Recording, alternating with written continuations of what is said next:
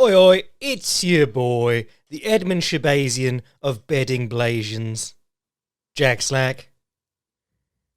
That means I start really strong and then I fade very quickly.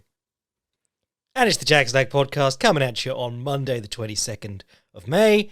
And it was a low-key weekend of fights. I wouldn't say it was bad. I had a really good time watching these fights, actually. It just wasn't. There wasn't a lot of ceremony. No one was expecting a lot from them, and they actually over-delivered. So we're going to talk about the UFC and Lomachenko versus Haney, because those were the two things that were on. And then I'll go away and work out what we're going to do with no UFC event this weekend. J-Kick retrospective of the year thus far or something. Glory and Rise. Man, we're really scraping the barrel for stuff next weekend. I haven't checked what's on the boxing. But anyway, this week, or last weekend, the one that's just been, we had Mackenzie Dern versus Angela Hill. Let's start with the main event.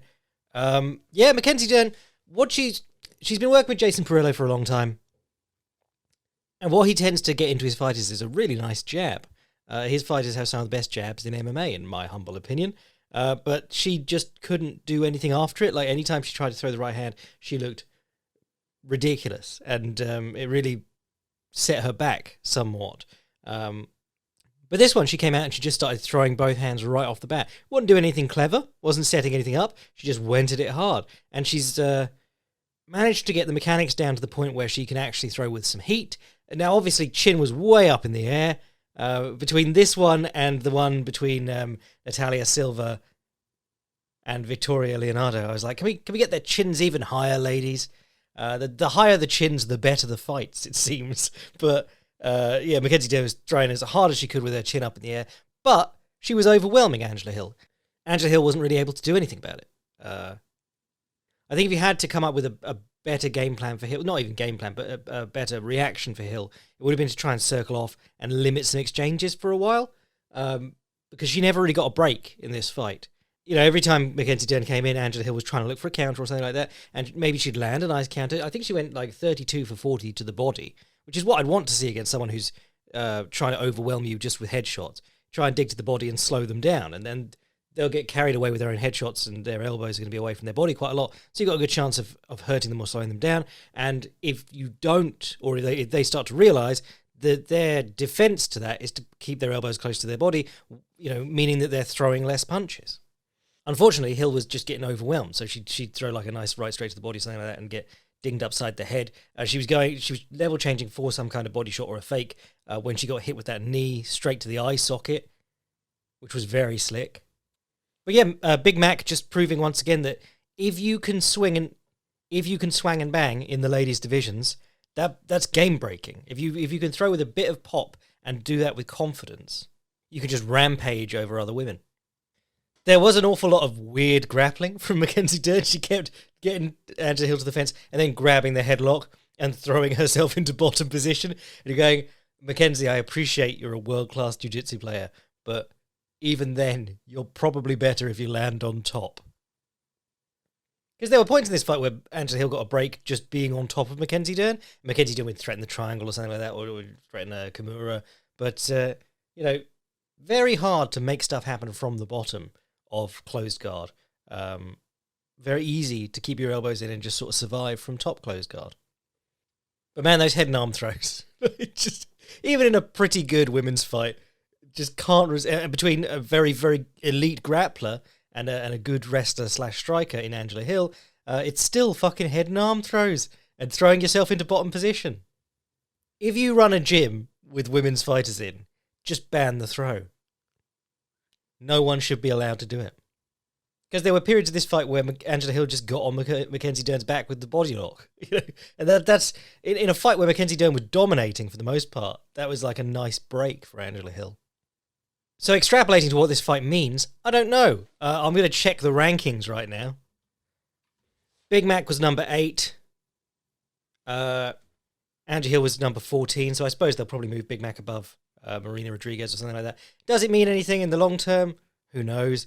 Zhang Weili's booked to fight Amanda Lemos. I presume they're going to do something with Rose Namajunas in the meantime, and then the winner of, Rose Namajunas, Yan Jianan will fight the winner of the title fight. But, another win on the record and Mackenzie Dern could be in title contention. Angela Hill continues to headline events and be one of the UFC's guys.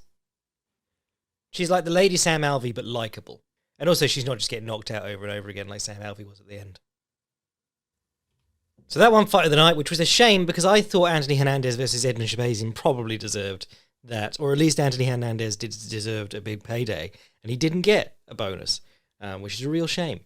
But this was just more in the stream of things that makes me like Anthony Hernandez. And he's just proven, over and over again, how Carl Gotch used to say cardio or endurance is the best hold. And George Foreman used to say endurance is the best weapon. It's just, if you can outlast someone, maybe it's not the best way to fight long term because you might have to absorb some damage. But if you can outlast someone, you have a route to beating almost anyone. Hernandez always turns up in great shape and mixes his weapons really well. Edmund Shahbazyan is very much a front runner and a very explosive sort of chap. And that's exactly how the fight played out. Shahbazyan came out punching and kicking and looking sharp. And then Hernandez kept jabbing and level changing and faking takedowns and things. Coming nowhere close, sometimes even hitting his knees and having to come back up. But after a few minutes, it started working. It was helped along by a beautiful jab, left hook, right straight, the 1-3-2. Loved that technique. I'm trying to think of other good ones. Conor McGregor versus Diego Brandao, when Brandao was circling away from his left hand along the cage. But the 1-3-2 is one of Edwin Hazlitt's 8 or 9 setups that he talked about. I absolutely love it. Basically, you jab, and then you throw a left hook that's sort of slappy. It's not like a power left hook.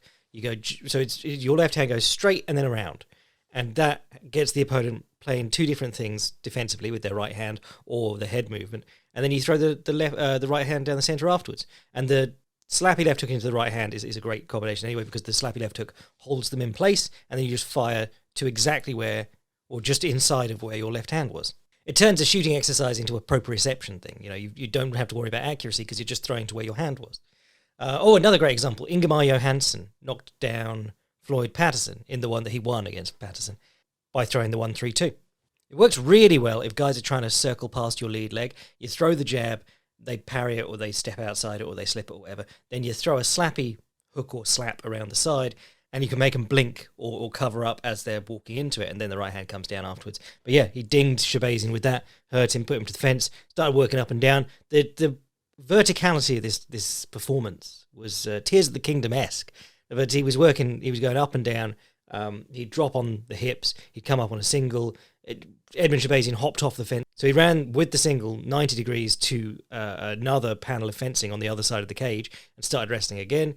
Ended up coming up behind him. It was just really lovely, the constant movement and chain wrestling, never getting stuck to one idea. And then there was the seated arm triangle, or seated katagatame, or whatever you want to call it. It's a thing where they call it the arm in guillotine or the modified arm in guillotine a lot. I quite like, Keenan Cornelius used to call it a hip hugger. But it's that guillotine choke where you have the head and the arm, but their arm isn't across... But their arm isn't around you, like they're hugging you. Their arm is across on the same side that you've got their head in. So you've got the head and the arm on one side of your body. And that turns into more of an arm triangle choke, but upside down. So Danaher's crew have always been big on that. But the seated katagatame, Jack Hermansson made it really famous in MMA. He hit about 3 in a row. And he learned it at a Danaher seminar. But basically you sit down with the head and arm grip. And to counter that, the opponent will turn their body and head towards your elbow, which means that they're sort of going sideways down to the mat, and then you can hop on their back, which is what Hernandez was doing a lot here. So he'd sit down on the choke, he'd throw his leg over, Shahbazyan would start turning away from the choke, and Hernandez would threaten to come up on his back, or he would get on his back, and then Shahbazyan would go, okay, he's got back now, so I've got to get my back to the floor. He'd put his back to the floor and start escaping, and Hernandez would come up on top again. It was a really nice sequence of attacks, because I saw people saying, like, oh, shouldn't keep going for that guillotine where you sit back on to your guard or whatever. But there's a real fine line. If you watch someone like Gordon Ryan when he sits down on the guillotine, he always does it in a way where if he bails on it, or if the opponent like starts to roll or something like that, he'll come up on top. It's never that like flat back, closed guard, squeeze as tight as you can, and then their head pops out stuff. So Fluffy Hernandez kept attacking that and coming up on top, and then finally in the third round, he got the takedown very, very quickly, or almost unresisted. Edmund Shahbazyan just collapsed, and then some elbows from the top finished it. Hard for Edmund Shahbazyan because he's had he had a win coming into this one, but he was on a rough little run where he'd had some time off, and then he got pretty badly exposed by Brunson and Hermansson. Oh, and even Imavov, actually. Probably not getting cut because he's Ronda Rousey's personally managed fighter or something like that. But didn't seem to have Edmund in his corner, which was quite intriguing. He did have Booker T in his corner. This dude sounded exactly like Booker T. He said, Fluffy Hernandez, we coming for you. Bruh. What else was good? Joaquin Buckley versus Andre Fialho. Fialho, however we're saying that now. Turned out about as you'd expect it to. Both fairly flawed fighters. Both competitors in the violence weight division, which is like Buckley, Al Hassan, those dudes who traded head kick knockouts for a while. Fialho, maybe Luque, but Luque's actually, or was at one point, pretty decent. Fialho, I've talked about this before, but he has this very weird thing where he's a decent offensive counterpuncher. And to be an offensive counterpuncher means that you are moving forward, and as the opponent throws punches at you, you're slipping left and right or ducking down, and you're throwing your own punches. So what you're doing is you're going forward throwing punches, but you're moving. Think of someone like Mike Tyson. Everyone thinks of him as an offensive fighter, but most of his best punches land when the opponent reaches out to hit him as he's moving in. Cross counter, inside slip to left hook, and so on. So that's what it means to be an offensive counterpuncher. The problem is that when he gets hit, he doesn't have a great chin and he doesn't have great defense. So when he gets hit, he gets hurt by people like Jake Matthews. And then he gets up and tries to walk them down but stops throwing punches, which just makes you a bigger target. You know, if you're walking at someone and you're not throwing anything, you're dictating the pace at which they kick your ass, is how I think I said it when I was talking about why Nick Diaz didn't win the Carlos Condit fight. But Buckley's own problems are, well, he had some problems with the gas tank at one point, but most of his problems are the fact that he just runs in on a straight line. Now, granted, there's not an awful lot of ways you can move towards someone, but you can, we're going to be talking about Lomachenko later, you can move around someone. You can strafe across to cut them off when they're moving. He will start on one side of the cage, he'll sprint throwing about 5 punches, and he did this a dozen times in this fight. He'll sprint forward throwing about 5 punches, looking like his feet were on fucking ice skates, which, one of my favourite fighters of all time, Prime Takanori Gomi, had a problem with that. So, it's not the end of the world, but he's sliding all over the place while he's running in on a straight line. And it's less obvious now that he's fighting welterweights. But when he was fighting middleweights, big tall ones, their tall man defense met his very bad short man offense. And he just ended up falling short. So if you watch his fight with Imavov barely takes a step to the left or right. That was the fight where I was like, oh, Imavov, you've got some ringcraft issues, mate. But it didn't matter because Joaquin Buckley would just run at him and then he'd run out of steam before they reached the other side of the cage. And they go back to Imavov kicking his ass. I think Kevin Holland circled off him a couple of times and that just made his head explode. But I think that's the thing. Buckley, he does sort of make up for it by throwing a lot of punches. I think there's a lot of the time you see guys who aren't getting close enough to their taller opponent or someone who's keeping the distance quite well, and they throw fewer punches or they just they only attack when they really mean it. Now, Joaquin Buckley does not show a lot of feints. He doesn't chew up distance with double jabs or shoulder feints or anything like that, but he does throw a lot of punches in a row, and that means that he can catch you on like the 4th or 5th, which is pretty important. But it also means that he misses a whole bunch. I was checking out his stats for this one. He landed 26 of 89, which is 29% connection rate, as opposed to Fialho's 43%, which is much more standard. People landing about 40%, that's fairly normal in the UFC. So Buckley, he wastes a lot of energy, and that's always been his thing. But he picked up a couple of cool takedowns in this one as well. But then he had some cool takedowns in his fight with Al Hassan, didn't he? But yes, the knockout came because there was a clash of heads, and Fialho took no time to recover at all. And at the moment that they came back in, the first thing Buckley did was throw a head kick. which, is sort of like sketchy on sportsmanship, if you're into that sort of stuff. But it is also the best time to knock people out. After a break in the action, they are not going to be with it immediately a lot of the time. I'm not saying knock people out on the glove touch, which is also, equally frowned upon, but do try and take people's head off the moment that they're coming back in from a foul you've just committed. Especially if they're not going to take a break, because it was a pretty bad clash of heads. But another highlight reel knockout for Buckley, another highlight reel being knocked out for Fialho. Both these guys just love knocking people out and getting knocked out, so they're the ideal UFC fighters, especially in the modern era, where we need cards as frequently as possible with as few names on, but lots of knockouts. So that people can be like, actually, it's the cards with no names on that have the most knockouts. So other knockouts in this card, Diego Ferreira versus Michael Johnson. Michael Johnson looked good until he didn't. The standard Michael Johnson story. What I really liked in this one was Diego Ferreira was trying to throw high kicks and body kicks on the open side against the southpaw, and Johnson was taking them on his arm, or on both arms, and immediately throwing the left straight back to the body, which, if you remember Chingiz Alazov, the current best kickboxer in the world, pound for pound, he did that to Sitichai, and Sitichai broke people's arms with his kicks. He's a huge kicker, and to be able to stand there, take it, and be in position to throw the punch back before he can get his leg down, really hard to do, because if people are kicking hard, even if you brace and take it, you're going to be moved off balance a bit. So I was very impressed watching that. Michael Johnson's body jab, always a feature of his as a southpaw. Normally against orthodox fighters, he sort of messes around with the lead hand and then dips down and pokes under it. I always say, every time Michael Johnson comes up, I've always wanted to do something on him, just talking about how he's made a few things work for him really well. If you've ever played one of those UFC games and you start with a creator fighter and all the standard kit that they have, it's they can do a low kick, they can do straight punches. They can't do any flashy high kicks. They might not be able to do a high kick at all. But that's what Johnson is. He's good low kicks, a bit of movement, and 1-2s. High and low. And using that, he's beaten some good guys. I mean, he even beat Tony Ferguson when Tony Ferguson was on something like an 8-fight winning streak. Dustin Poirier when Dustin Poirier was just starting to get good. His wins over big names have been helped along by the fact that the names got bigger after he fought them. But he has made very average tools that anyone taking up striking or mixed martial arts, that I'm not going to say that they don't have to learn them, but you learn the mechanics very early on. And so instead of working on question mark kicks and stuff, you could just be working on applying those really well, like Michael Johnson does. Now, of course, he had some very good hand speed and stuff, but as he is not textbook, because I think of someone who does a lot more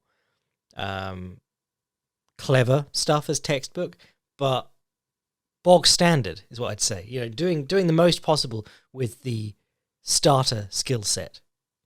Unfortunately, after winning round 1, he came out, did fine, and then Diego Ferreira threw a jab and an overhand that caught him just on the end, and it was almost identical to the Emmett one, where Michael Johnson was winning and then just got caught with a jab into a big swinging overhand. Just got caught going back with his hands down rather. And it is certainly in this instance, it's because it was on the open side. When you're dealing with overhands on the open side, so right overhands versus a southpaw or left overhands from a southpaw, your arm is the only thing that's really protecting you. And if you duck or whatever, if you see it coming. On the closed side, so if someone is throwing an overhand right at you and you are an orthodox fighter, you can get down behind your lead shoulder. You can roll it off. I mean, you can take it on the chin and roll away from it because it's natural to turn back into your stance rather than over your lead leg. If you try and turn to look out, so if you stand orthodox and you try and turn your body to the left to take a punch, it's a lot more uncomfortable and you're putting yourself off balance. Whereas if you turn to your right, it's much more back onto your stance, shrinking back into yourself.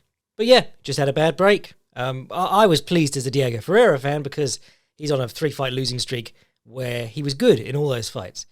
He makes some dumb decisions, both in the fight and also driving 9 hours each way to train 2 days at whichever gym it is. Is it Safe Soyuz he trains at?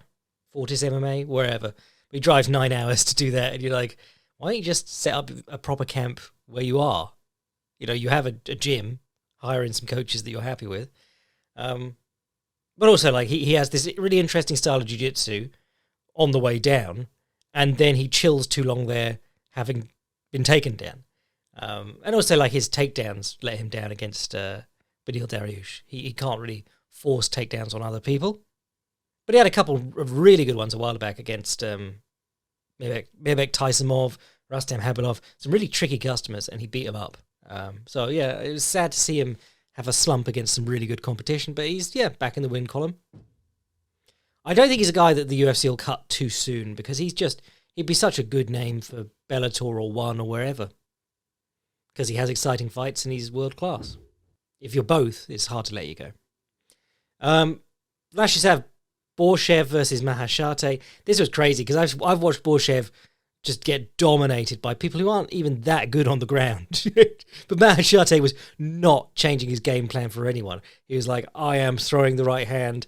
And he did land the right hand. He swole up Borshev's eye really nicely, but Borshev just had other weapons. He was throwing left high kicks. He was poking him with some front kicks. He was left hooking, body shotting, throwing his own right hand back. He just had more weapons.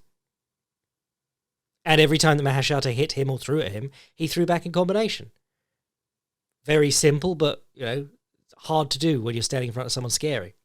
Gilbert Urbina beat on Orion Kosuke. I love Orion Kosuke's name, but I don't think I saw him throw a single strike in this, or at least land a single strike in this fight. Just got beat up for 2 rounds and then finally succumbed to a front kick to the body.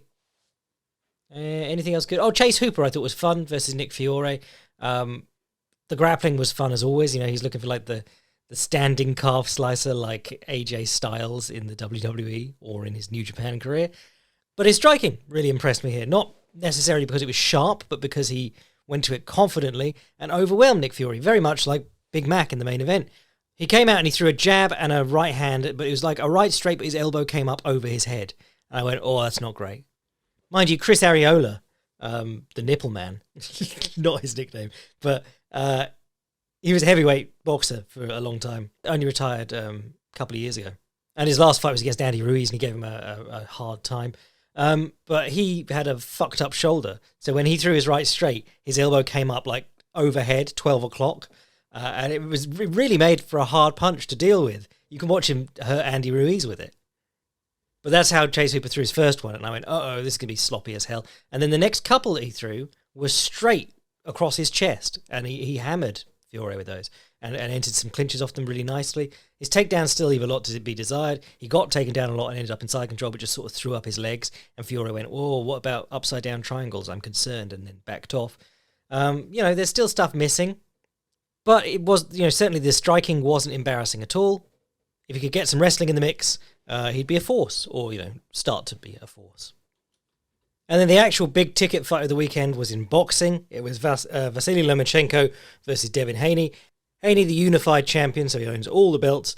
Lomachenko had, the WBA, WBO, and WBC titles, tried to unify them against Teofimo Lopez and lost. Came back, smashed Nakatani, battered Richard Comey in a fight that I talked about last week, and Jermaine Ortiz.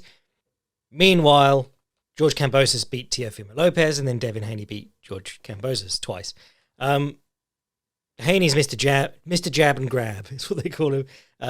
Punch and clutch is something cool, which is what I was impressed by Chase Hooper using a couple of times. It's where you throw a power punch, and then you crash in chest to chest, so that the other guy can't hit you back. It takes some of the risk out of throwing a big power punch, because the counter is what's going to get you hurt.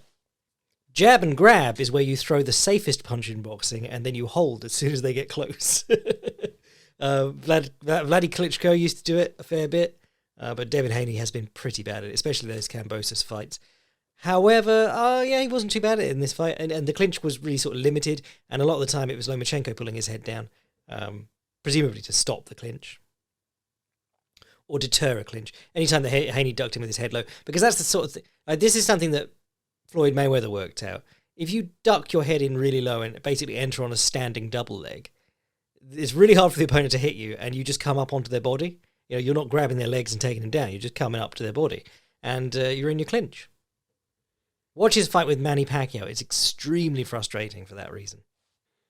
But I was thinking of doing a 5 cool things about, I couldn't count 5, but I was thinking of doing another one of those videos about this fight because there was some really cool stuff in it. Right from the early going, you saw what Lomachenko does so well. There's always talk about like the lead foot fight in a southpaw versus orthodox match, getting the lead foot to outside position. Not always the most important thing in the world. You can do lots of things with your foot on inside position. You can do lots of things with your foot on a line with the opponents. But Lomachenko is one of the guys who really does make the most use out of getting his foot outside the opponent's lead foot. Because what he does is he throws like a 1-2, and he did this in the first round. He throws a 1-2, steps his right foot outside as he does it, and turns around to the side slightly. And then the opponent turns to face him, and he hits him twice more and turns him. He keeps them pivoting, because when you're pivoting, it's very hard to throw power. You can combine pivoting with a power punch. So something like Roy Jones used to slip a jab to the inside and then throw a left hook while he pivoted around his left foot. But that was him pivoting, not the opponent forcing him to pivot. It's when you're trying to play catch up with people. It's very hard to throw hard punches. And the way that Haney got around that a lot of this fight, it's always interesting seeing how good fighters try and deal with this with Lomachenko, because his footwork is so active and constant, and he's constantly pursuing that angle. Teofimo Lopez, I wrote a thing about it a while ago. Unless you're one of those weirdos who thinks that it was an entirely fluke fight, if you can't actually watch the fight and watch him getting himself out of Lomachenko's most consistent offense. But he did a couple of cool things, like he would, as Lomachenko stepped outside his lead foot, he'd crash in and use his lead forearm across Lomachenko's chest and just push him back. Or he'd clip him with the left hook as he came in, or he'd throw a right uppercut across himself. So he'd let Lomachenko get the outside position with his feet, and Lomachenko's head would be almost on Lopez's left shoulder, and Lopez would throw the right uppercut across in front of his own left shoulder. So you're crossing yourself up. It's a really awkward punch. But he really did surprise Lomachenko with that. And you saw Devin Haney do a lot of right uppercuts to the body in this fight, which was sort of similar, but not quite. But yes, one of the ways that Haney dug himself out of this hole constantly was that every time that Lomachenko got to the outside foot position, he didn't pivot so that he turned to his left to face Lomachenko. He stepped his right foot forwards and turned 180 degrees, because he knew as soon as he turned, Lomachenko would already be another 90 degrees round. So if you go watch that fight, yeah, there's a lot of Devin Haney stepping his right foot through and just turning around to face completely the opposite direction from where he started. There was also a lot of Lomachenko doing his moving back on a line thing. We talked about this last week, but he sets up counters by retreating to his left, often by pulling his right foot back to his left foot and then extending the stance again, something that Conor McGregor used to do a lot, actually. But Lomachenko does a lot of that, moving the quote-unquote wrong foot first. But he does that moving back to his left, and then to take the angle going around the opponent's lead foot, he moves in to his right. So he's sort of working a spiral all the time. But he landed a couple of good shots in this one by backing up to his left and throwing his left hand across the top. But Haney's right uppercut was probably the most consistent punch of the fight for either man. He kept landing the right uppercut to the body. He was working really, really well, because I was talking about this on the preview. Haney doesn't do a lot of combination hitting, doesn't do a lot of left hooking because he's often so side on throwing his jab. But what he does do is a lot of right hand to the body. Right straight to the body keeps the opponent away, and then he continues circling off around the ring. Right hook to the body, or wide right to the body, he ties up off. So he goes between those two things. But against Lomachenko, because he's a southpaw, the right straight doesn't work quite the same because of the angles of the body. And the wide right, I mean, it can work, but you had to step outside the lead leg. So he landed that a few times. But he was really landing that short right uppercut every time that Lomachenko stepped in.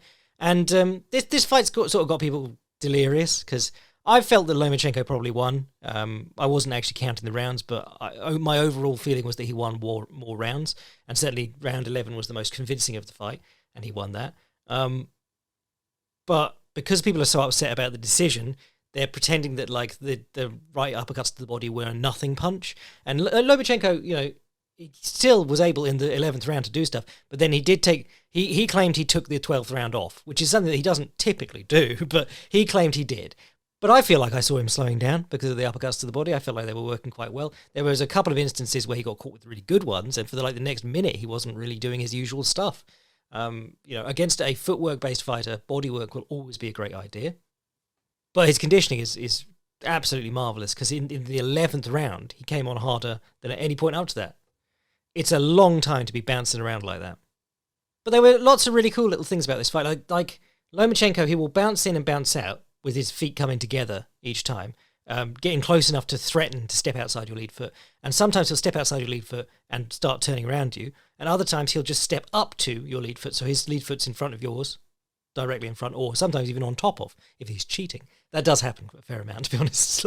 Standing on people's feet is a occupational hazard if you're a southpaw. But he'll take his foot up to the opponent's foot and throw the left straight down the centre. So whenever he wants to throw the left straight long as a point scorer, he doesn't take the angle. Lots of really interesting things in that fight. A shame that the judges saw it that way. Certainly there was corruption in this fight because one of the judges gave Haney like 9 rounds or something like that. And you go, I don't understand what the fuck you were watching. But this is just boxing, and it's been this way for decades now, you know? Certainly it's been more flagrant in like the last 5-10 years, but, you know, Teddy Atlas has been moaning about this forever. I mean, he lost his broadcasting job for moaning about the Pacquiao-Horn fight. It's a disgusting sport, but, you know, we watch it and we're degenerates. But anyway, that was all that happened last weekend. Not an awful lot. I will be back midweek to do a boycast about something interesting. I reviewed Tears of the Kingdom last week, so it won't be that. Or maybe I'll just write a big article. Can't decide, but I will be back. If you want to get in on that, sign up to the Patreon, become a boy, support the podcast. If you want to send an email to the podcast, jackslackpodcast@gmail.com. And if you want to see what I'm writing anytime, fightprimer.com. I am your boy, Jack Slack. Still sniggering when I think of the Edmund Shahbazyan Blasian rhyme. Bless.